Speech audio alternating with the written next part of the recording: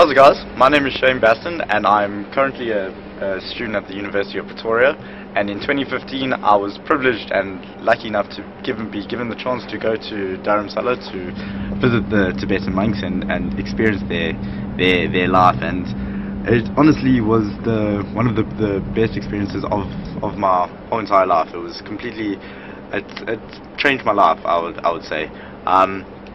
At the time I was in a very dark space personally, and I was angry at a few things, and going on the trip and being exposed to the Tibetan way of living and the Tibetan philosophies and just their mindset was completely eye-opening, and it brought me out of this anger and this darkness, and it brought me into a place of light and of hope, and is just what makes the whole trip unique and something that you're not going to find anywhere else. You know, you can't go on another program that is going to give you the exact same things that street school gives you. You know, not often in life do you find something that changes your very outlook on life, that changes your very core values that you live throughout your life.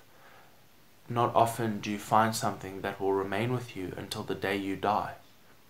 This is what my trip to Dharamsala was for me. That is the single best thing that I learned on that trip, was love for all, no matter what their culture is, no matter what their creed is, it doesn't matter. First of all, my name's Ryan Tahini. I went with Classy to India, or to Dharamsala, in 2012. Tour, or the trip itself, was something that has been fundamental my entire life. I'm pretty sure it shaped a lot of where I'm going and who I am today. I'm currently doing my master's in psychology, and I feel like a lot of it came from this trip. A lot of my decision to do that came from this trip. I always tell one story just because I think it's the hardest hitting in the shortest period of time, and was something that really touched me.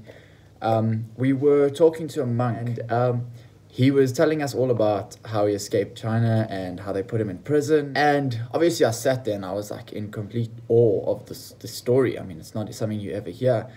And obviously he ran the risk of dying when he was there. And so my first question was to him when he opened it up was, what was your greatest fear when you were, escaping, when you were running through the Himalayas? What was your greatest fear?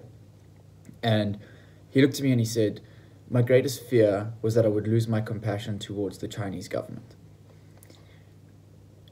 And it's still to this day something I'm not really sure I grasp. The fact that this man has so much compassion in his life that after everything he's been through, his greatest fear was that he would lose this. Was that he would lose his compassion that he felt towards the people who put him through everything that he'd gone through.